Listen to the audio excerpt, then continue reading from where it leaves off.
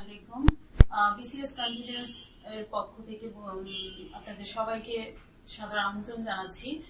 আজকে আমাদের সঙ্গে আছেন শ্রদ্ধেয় আনিসুজ্জামান স্যার, যিনি দীর্ঘ 15 বছর বিসিএস কনফিডেন্সের সঙ্গে আছেন এবং আমাদের বিসিএস জগতে বাংলার শিক্ষক হিসেবে যিনি অপ্রতিদ্বন্দ্বী হিসেবে এখনো পর্যন্ত আমাদের সঙ্গে আছেন।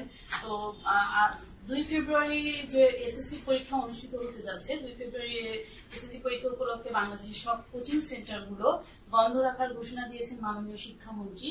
তো এই বন্ধে যেন স্টুডেন্টদের পড়াশোনা পিছিয়ে না যায়, পড়াশোনার ক্ষেত্রে যেন তারা পিছিয়ে না পড়েন এবং তাদের পড়াশোনা অব্যাহত রাখার জন্য আজকে আমাদের অনলাইনে যে স্টাডি আমরা শুরু করেছি সেটা অব্যাহত থাকবে এবং আমাদের সঙ্গে আজকে ক্লাস নিতে যাচ্ছেন শ্রদ্ধেয় আনিসুজ্জামান স্যার। তো আমরা এখন আনিসুজ্জামান স্যারের সঙ্গে ক্লাস উপভোগ করব। আসসালামু আলাইকুম। সুপ্রিয় শিক্ষার্থীবৃন্দ, সারা বাংলাদেশে শত শত নয়, হাজার হাজার নয়, লক্ষ লক্ষ আমার সুপ্রিয় শিক্ষার্থীবৃন্দ,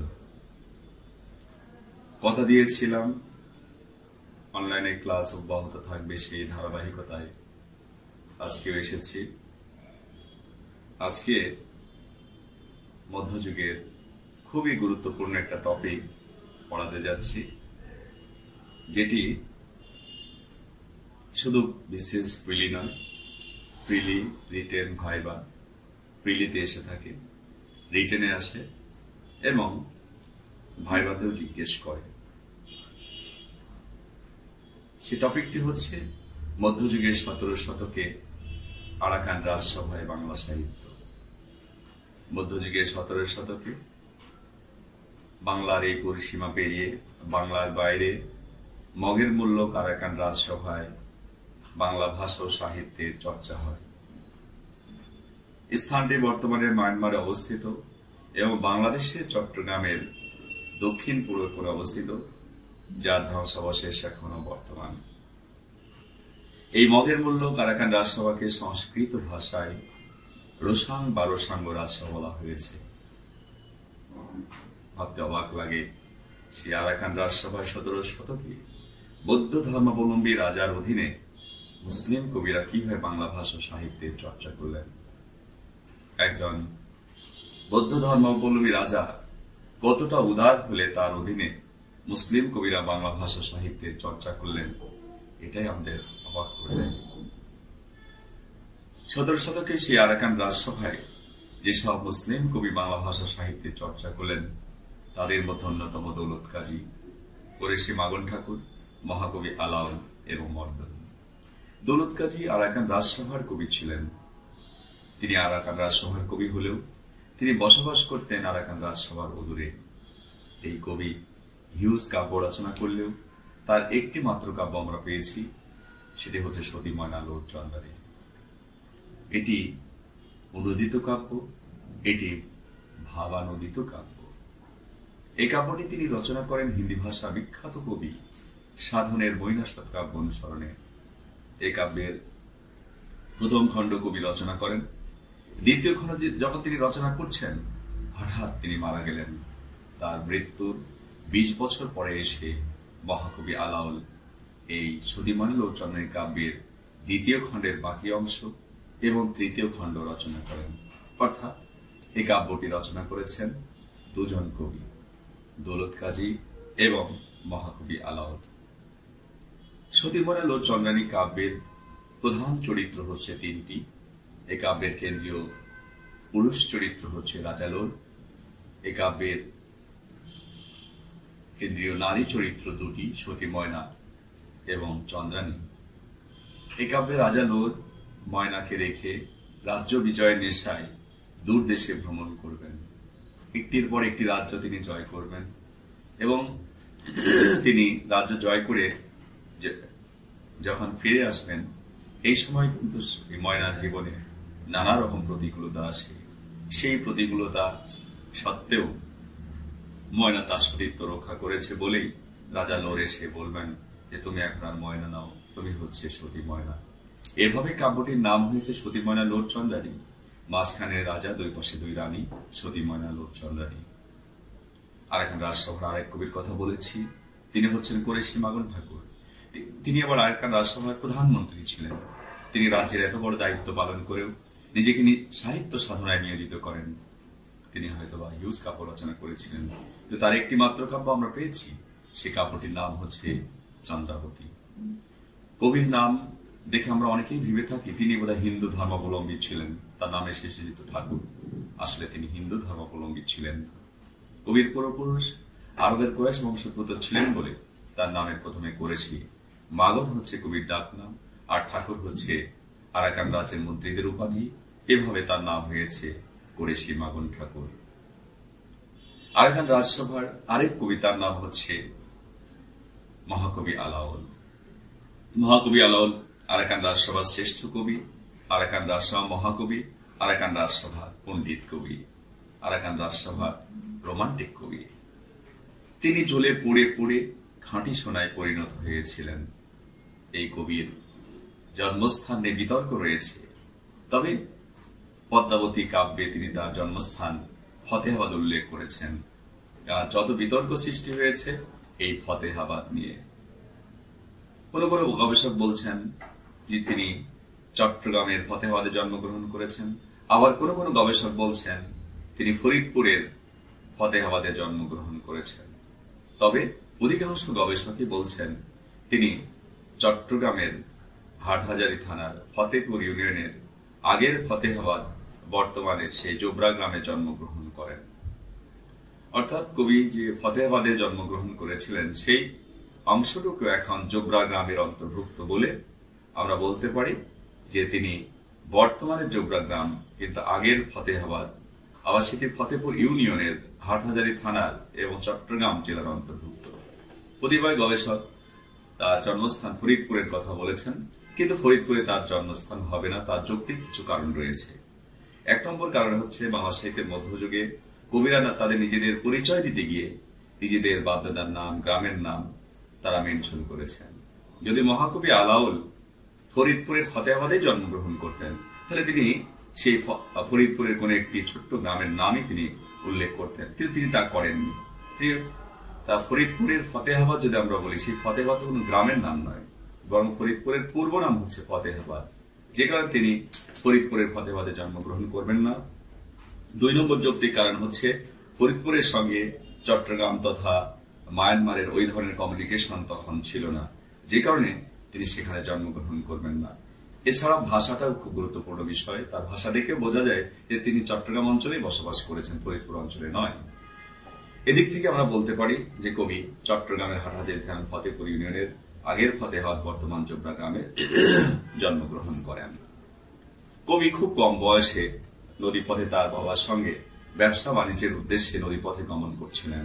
প্রতিমধ্যে আলাওলের বাবা জলদস্যু দ্বারা আক্রান্ত হলে আলাওলের বাবা জলদস্যুদের সঙ্গে লড়াই শুরু করে দিলেন। এই লড়াইয়ে আলাওল অংশগ্রহণ করেন। এই লড়াই আলাওলের বাবা নিহত হলেও আলাওল প্রাণে বেঁচে গেলেন। সেখান থেকে মহাকবি আলাওল জীবিকার তাগিদে অথবা রাস্তা ভুলে অথবা জলদস্যুর কাছে বিক্রি হয়ে তিনি পৌঁছে যান আরাকান রাজসভায়। সেখানে পৌঁছেই তিনি অশ্বারোহী হিসেবে চাকরি লাভ করেন। পরে তিনি সঙ্গীত বিভাগের সুযোগ পান এবং শেষে তিনি আরাকান রাজসভার সভাকবি হয়ে গেলেন। আরাকান রাজসভার সভাকবি হওয়ার পরে তিনি একটির পর একটি কাব্য রচনা করেছেন। কাব্য রচনা করতে কিন্তু তিনি জেল পর্যন্ত কেটেছেন। তার এত সাহিত্য কর্ম আমরা সব কিন্তু পাইনি। যতটুকু পেয়েছি তা দুই ভাগে ভাগ করা যায়। তা হচ্ছে তার উল্লিখিত সাহিত্যকর্ম, মৌলিক সাহিত্যকর্ম।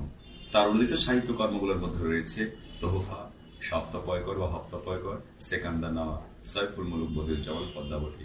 আর তার মৌলিক সাহিত্যকর্মের মধ্যে রয়েছে রাখতালনামা এবং পদাবলী। তবে তার শ্রেষ্ঠ সাহিত্যকর্ম কিন্তু পদ্মাবতী, কারণ এই কাব্য রচনা করে তিনি শ্রেষ্ঠ।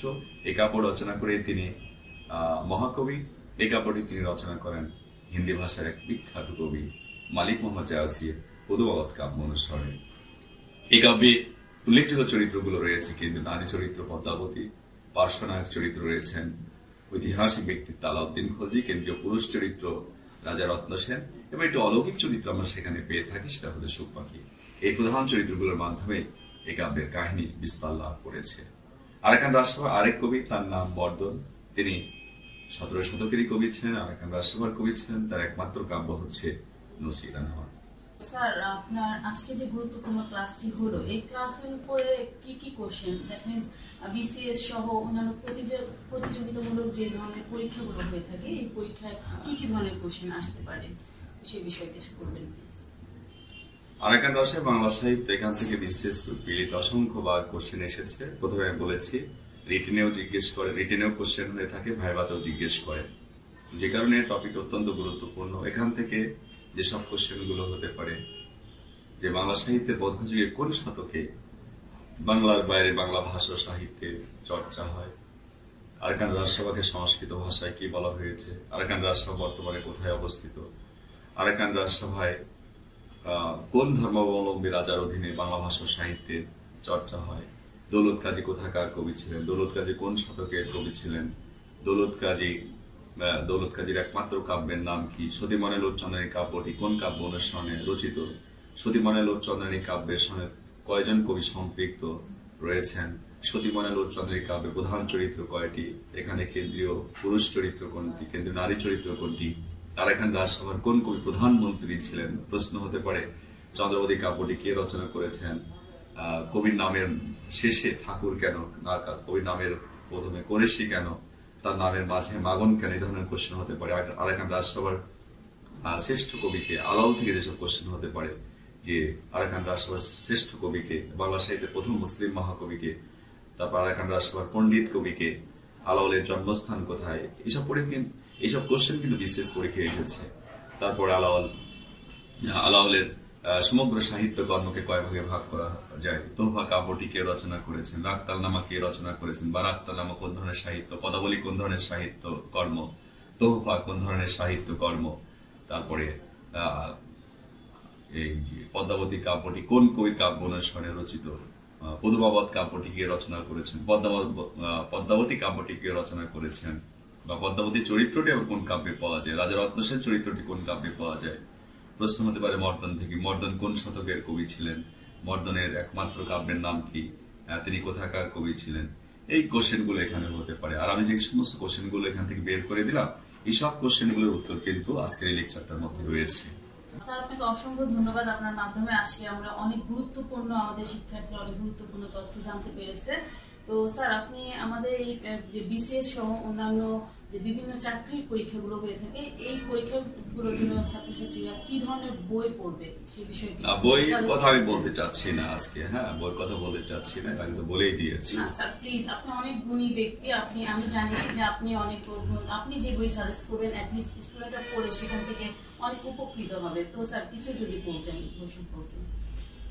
বই সম্পর্কে আমি বলবো যে বাজারে প্রচলিত অনেক বই আছে, তো আমি বলবো না, তবে শিক্ষার্থীরা এখন বলছে যে দূরমঠ থেকে যেসব বই বের হচ্ছে, আমাকে অসংখ্য স্টুডেন্ট ফোন দিয়েছে সারা বাংলাদেশ থেকে, দূরমঠ থেকে যে বাংলা বেরিয়েছে সবাই বলছে বই পরিপূর্ণ হয়েছে, সিলেবাস ভিত্তিক হয়েছে, যে সমস্ত পরীক্ষা হচ্ছে সেগুলো কমন পড়ছে, এটা শিক্ষার্থীরা বলছে সারা বাংলাদেশ থেকে, আবার বলার দরকার নেই।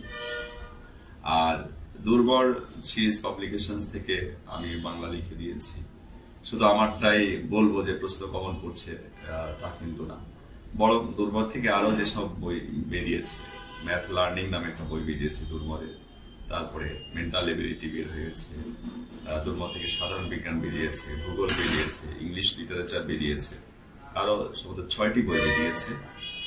সেগুলোর ব্যাপারেও কিন্তু প্রশংসা আছে সারা বাংলাদেশে, সেগুলোর ব্যাপারে প্রশংসা আছে। তবে শিক্ষার্থীদেরকে বলবো যে যদি দুর্বল যদি আপনাদের কাছে দেখে মনে হয় যে নট গুড বেটার বেস্ট, সে যদি এক্সিলেন্ট হয় তাহলে আপনারা অবশ্যই সেটা গ্রহণ করবেন। আর বিসিএস এর পড়াশোনার ব্যাপারে আমি যে কথাটি বলতে চাই যে বিসিএস পরীক্ষার্থীর কাছে যা বিসিএস ক্যাডার হয়েছে তাদের প্রত্যাশাটা হচ্ছে বইটি যেন সিলেবাস ভিত্তিক হয়, ডিটেলস হয়, পূর্ণাঙ্গ হয়। শর্টকাট বা ইনকমপ্লিট বই দিয়ে আসলে ভালো করা সম্ভব না, ঠিক আছে? যে কারণে ভালো বই দরকার, এটা বিসিএস এর জন্য একটা বড় একটা হিট করে, ঠিক আছে?